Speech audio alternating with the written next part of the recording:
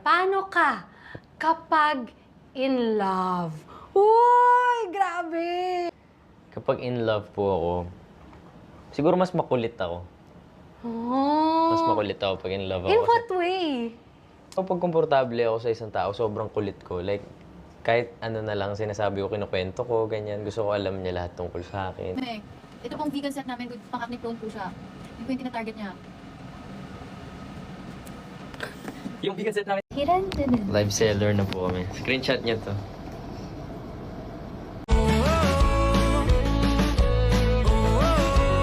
Yung system mamaya, tapos mag-check out nyo siya with the discounted price. Yes.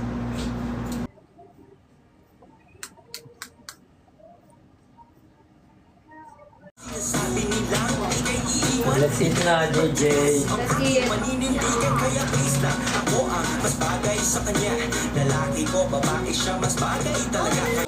Tsaka napansin mo, nilabas ko na kagad yung food nila, Ashtin. Parang Alam mo, thank you Talaga inuuna yun na no? sunscreen dito, Sun Essence din siya. Ito po yun. Ito po, nilagay ko po siya dito. Ito po.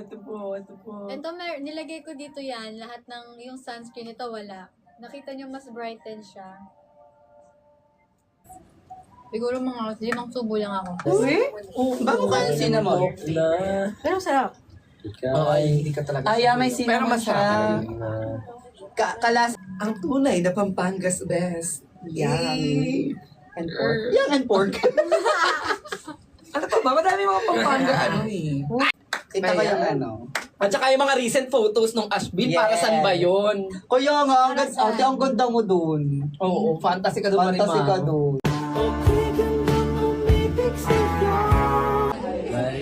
Maria. Mas sumagay yung pagsasama natin.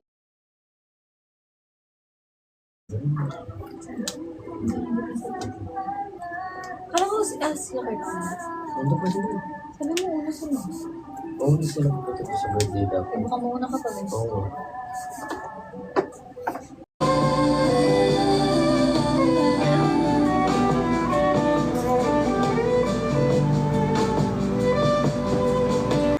Wala. Nasa Hong Kong.